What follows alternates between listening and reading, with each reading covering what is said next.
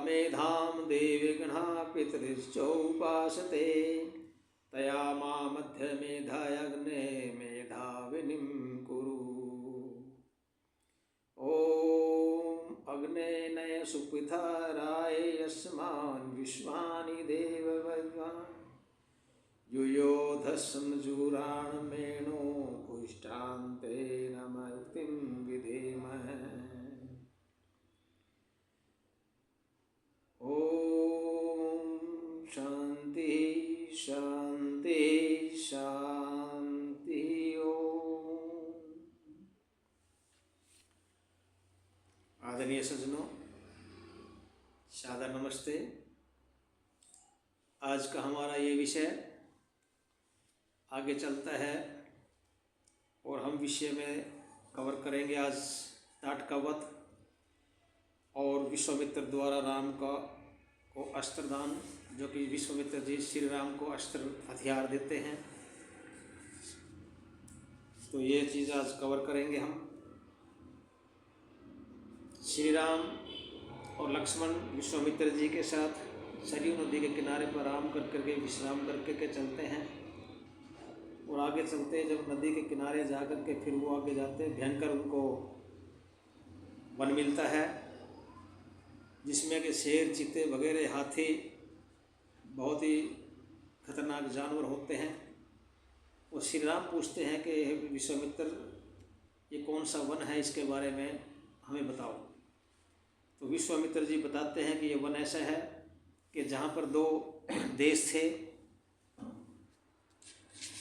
बहुत ही सुंदर देश थे, धन धान्य से भरपूर थे, समृद्ध थे, जिनका नाम था मलद और क्रूश। लेकिन कुछ समय के पश्चात उन दोनों देशों को उजाड़ करके एक ताटका नाम की जो राक्षसी थी, उसने उसको उन दोनों देशों को उजाड़ दिया और ऐसा उजाड़ा कि यहाँ पर वो जंगल पैदा हो गए। तो उसी ताटका का पुत्र था मारीच, जो कि रावण का ही एक राक्षस था। उसी के साथ सुबाहु दोनों मिलकर के विश्वामित्र जी के यज्ञ को वो विघ्न उसमें डाल रहे थे, विघ्न बाधा डाल रहे थे। और उन्हीं के वध के लिए, श्री राम को लेने के लिए महर्षि विश्वामित्र जी दशरथ जी के पास गए थे। अब वो बताते हैं उनको कि ताटका कौन थी और ताटका को मारना चाहिए। श्री राम हिचकते हैं कि एक स्त्री के ऊपर हाथ उठाना है, लेकिन नहीं, ये विधि का विधान, विधि बोलती है, शास्त्र बोलते हैं कि जो स्त्री दुष्ट हो, कठोर हृदय है और दुष्पराक्रम वाली ताटका है, उसको मारकर गांव और ब्राह्मणों का जो हित होता है वो करना चाहिए। क्यों? कि प्रजा की रक्षा के लिए अच्छा या बुरा कर्म, पालक या अपवाद सहित कर्म को करना ही चाहिए। और जो दुष्टों का वध है राजकारी मृत पुरुषों का सनातन धर्म है, इसलिए राम को बोलते हैं कि तुम ये, क्योंकि ताट का अधर्मी है, उसका वध करना बहुत जरूरी है, तुम उसका वध करो। उनको उदाहरण भी देते हैं कि पहले भी पूर्व काल में इंद्र ने प्रजा को तंग करने वाली विरोचन की पुत्री थी मंथरा का वध किया था। और ऐसे ही विष्णु ने भृगु की पत्नी थी जो शुक्र की माता थी, जो इंद्र को मारना चाहती थी, उसका विष्णु जी ने वध किया था। तो हे राजपुत्र, ऐसे ही और भी बहुत सी महान आत्माओं ने अधर्म स्त्रियों को मारा है जो अधर्म करती थी। तो तुम भी मेरी आज्ञा से आज्ञा देते हैं कि घृणा छोड़ करके और ताटका का वध करो। सज्जनों, आज्ञा है ताटका वध। कि ताटका वध कैसे होता है ये सुनिए इस सर्ग में, इस एपिसोड में। विश्वामित्र जी के उत्साहवर्धक वचनों को सुनकर के श्री राम ने हाथ जोड़कर उत्तर दिया कि आपके कथनानुसार ताटका को मारकर मैं गांव और ब्राह्मणों का हित साधन करने तथा इस देश के निवासियों को सुखी करने के तैयार हूँ।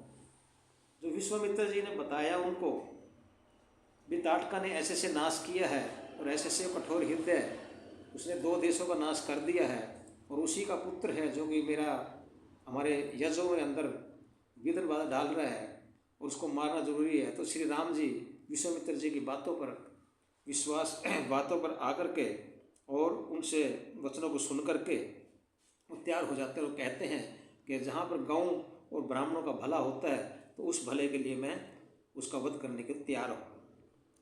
ऐसा कह करके उन्होंने धनुष हाथ में ले धनुष की डोरी को टंकार कर राम ने घोर शब्द किया जिससे दसों दिशाएं गूंज उठी।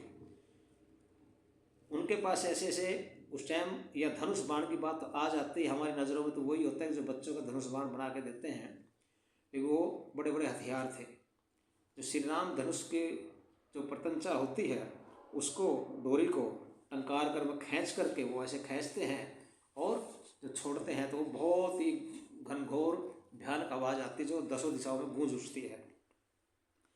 उस शब्द को सुनकर वह राक्षसी ताटका नाम की जो राक्षसी थी वो क्रोध से मूर्छित हो उस ओर तेजी से दौड़ी जिस ओर शब्द हुआ था। मतलब वो इतना गुस्सा हुई ताटका कि वो जिस जगह से शोर शुरू हुआ था वही उसी साइड में दौड़ पड़ी। वो मूर्छित होने का मतलब ये नहीं है कि मूर्छित हो गिर पड़ी, लेकिन इतनी क्रोधित हुई कि वहाँ पर वो उस शब्द की ओर चलने लगी, दौड़ने लगी। उस लंबी चौड़ी क्रोधित भयंकर और विकराल मुख वाली राक्षसी को देख करके श्री राम ने श्री लक्ष्मण जी को कहा, क्या लक्ष्मण जी को बोला जो खतरनाक थी, बहुत ही बड़े शरीर वाली थी और भयंकर थी, लंबी चौड़ी थी। तो लक्ष्मण से कहते हैं श्री राम, हे लक्ष्मण, इस यक्षिणी का शरीर कैसा भयंकर है, कायर लोगों के तो इसे देखते ही हृदय कांप उठते होंगे। लक्ष्मण को बोलते हैं श्री राम के, लक्ष्मण देखो कितनी खतरनाक ये यक्षिणी है, इसको तो आम आदमी देख ले तो जो कायर लोग होते हैं तो उनका तो हृदय ही कांप उठेगा। मैं इस विकट मायावनी और दुर्जया के कान नाक काट कर इसे अभी भगाए देता हूँ।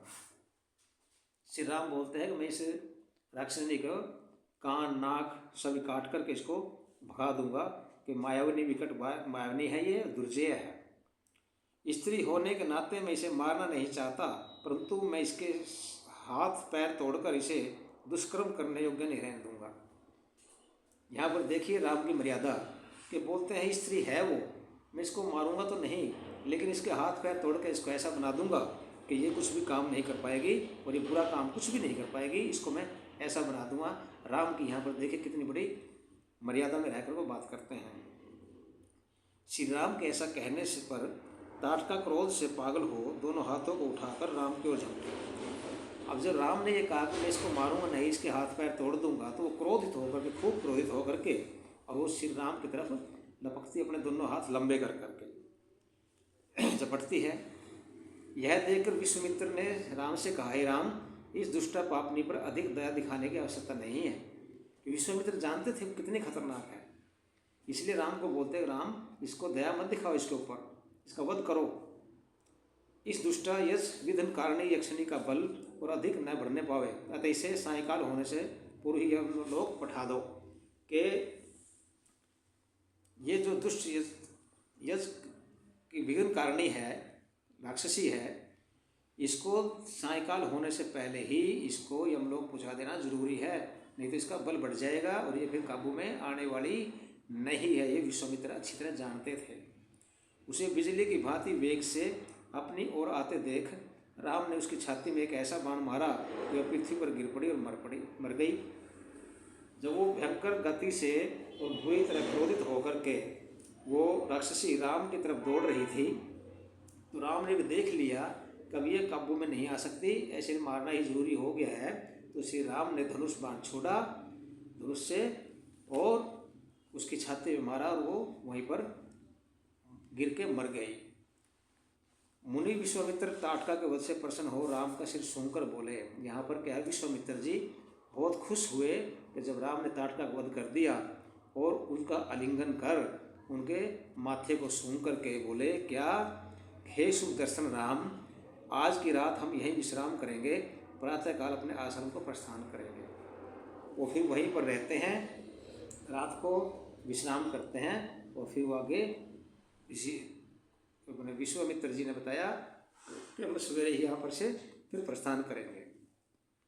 विश्वामित्र के वचन को सुन श्री राम प्रसन्न हुए।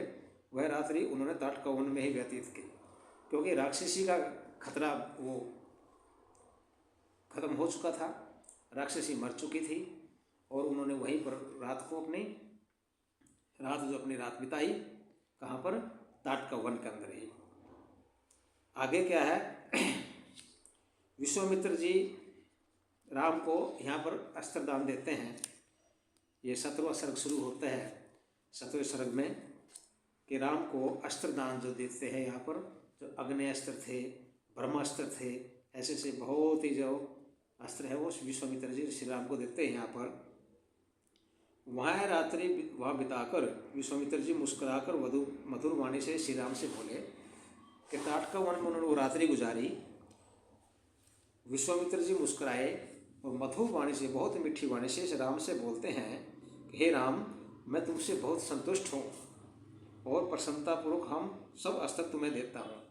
विश्वामित्र जी बहुत ही बड़े, बहुत ही एक अच्छे, बोलते हैं ना आज के टाइम में जो बोलते हैं साइंटिस्ट, ऐसे साइंटिस्ट थे, ऐसे हथियार उनके पास थे कि वो हथियार उनको प्रसन्न होकर के श्री राम को देना चाहते थे और उन देने का उसको वचन कहने लगे कि मैं तुमको ये सब अस्त्र देता हूँ।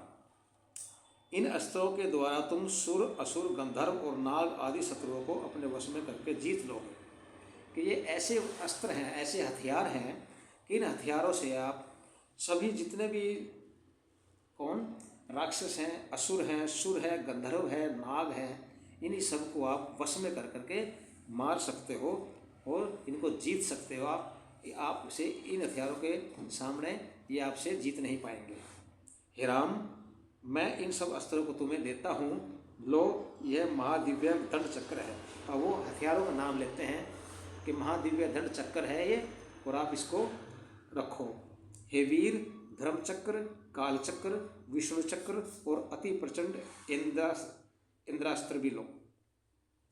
ये सब हथियारों का नाम देते हैं। कहाँ पर? जैसे पहला हथियार दिया क्या? दंड चक्र। उसके बाद क्या देते हैं और बोलते हैं क्या इसके अंदर? महर्षि वाल्मीकि जी श्लोक देते हैं क्या? धर्म चक्रम ततो वीर, काल चक्रम तथैव च, विष्णु चक्रम तथा तु गवेंद्रम चक्रम तथैव च। हे वीर, धर्म चक्र, काल चक्र, विष्णु चक्र और अति प्रचंड इंद्रास्त्र भी लो। आगे और भी अस्त्र हैं क्या? कि हे निर्श्रेष्ठ, हे राजाओं में श्रेष्ठ, वज्रास्त्र, महादेवास्त्र, ब्रह्मशीर और ऐसिक को भी ग्रहण करो। ये सभी हथियारों के नाम थे उनके। ये हथियार श्री राम को वो एक एक करके विश्वामित्र जी सौंप रहे हैं। आगे क्या बोलते हैं? ददामी ते मा बाहो ब्रह्मास्त्रम मनोत्तमम, गदे द्वय का कुष्ठित मोदकी शिखरी शुभे। के माँ बाहो, मैं यह सर्वश्रेष्ठ ब्रह्मास्त्र तुम्हें देता हूँ। ब्रह्मास्त्र एक बहुत सबसे बड़ा खतरनाक हथियार था ब्रह्मास्त्र। और कौन सा? मोदकी और शिखरी, ये दो गदाई भी ग्रहण करो। जो गदाई होती, जैसे हमने आप सभी ने देखा है हनुमान जी गदा रखते हैं, तो वो गदाई थी जिनका नाम था उन गदाओं का क्या? मोदकी और शिखरी। ये दो गदाई भी ग्रहण करो। आगे क्या बोलते हैं? हे काकुस्थ राम, मैं तुम्हें अत्यंत उग्र धर्मपाश और कालपाश नामक अस्त्र भी देता हूँ। आगे ये भी हथियारों का नाम है क्या? धर्मपाश और कालपाश नाम के हथियार भी मैं तुम्हें देता हूँ। आगे है कि हे रघुनंदन, मैं तुम्हें वरुण का वर्णपाश अस्त्र देता हूँ। शुष्क और आर्द्र दो असनियाँ भी देता हूँ। ये सभी हथियारों के नाम थे सज्जनों।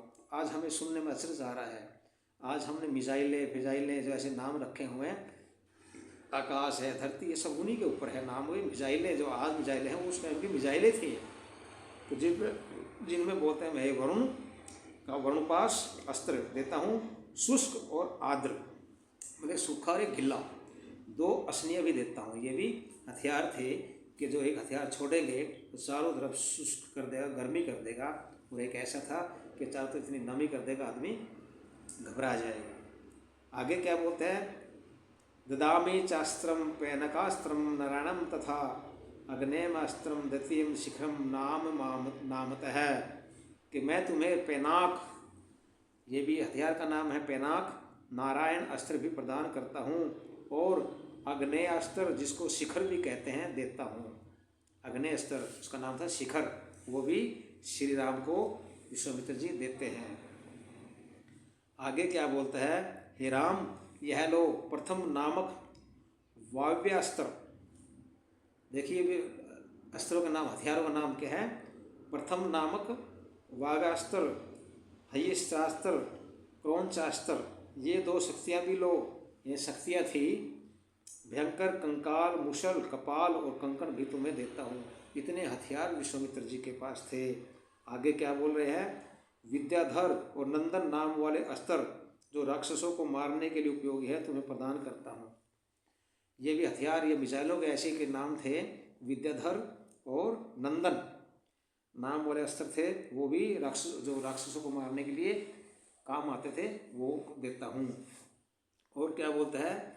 हे राजकुमार, यह उत्तम तलवार भी तुम्हें देता हूँ, और यह लो मानव नाम वाला गंधर्वास्त्र।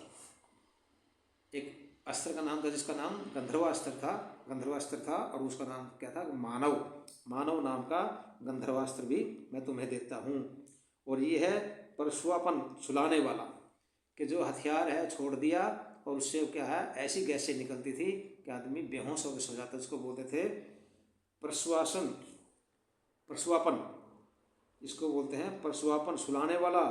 परशमन, सौम्य, वर्षण, शोषण, संतापन और विलापन, रुलाने वाला अस्त्र। कैसे कैसे हथियार उस वक्त थे, ये सभी श्री राम को विश्वामित्र जी देते हैं। आगे होता है सज्जनों, ये है कामोत्पादक, दुर्धर्ष, मदनासन और मोहित करने वाला पैशास्त्र। देखिए हथियारों का नाम, काम उत्पन्न करने वाला।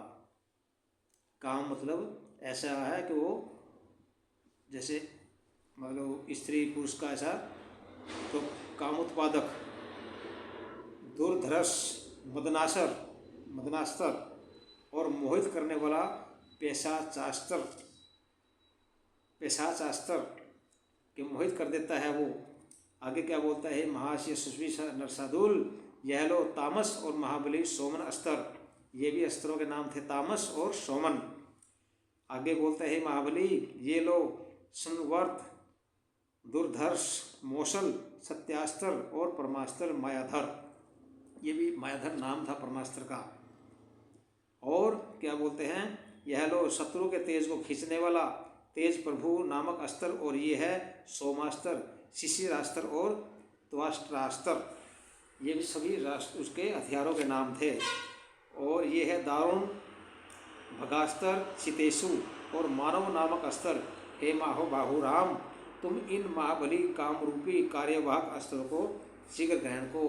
कि राम, तुम जितने भी ये कामरूपी और ये कार्यवाहक और महाबली जो हथियार हैं, आप ये शीघ्र ग्रहण कर लो। उसके बाद मुनि श्रेष्ठ विश्वामित्र ने पवित्र होकर के और पूर्व की ओर मुख करके वे सब अस्त्र श्री राम को दे दिए, और उनके चलाने रोकने की विधि बता दी कि वो कैसे चलते हैं, कैसे उनको रोक सकते हैं। साइंस इतनी ज़्यादा थी उस वक्त कि आज की साइंस सज्जनों कुछ भी नहीं है। ये हथियार उन्होंने दिए। उसके पश्चात प्रसन्न मन से श्री राम विश्वामित्र जी का अभिवादन कर आगे चलने को तैयार हुए।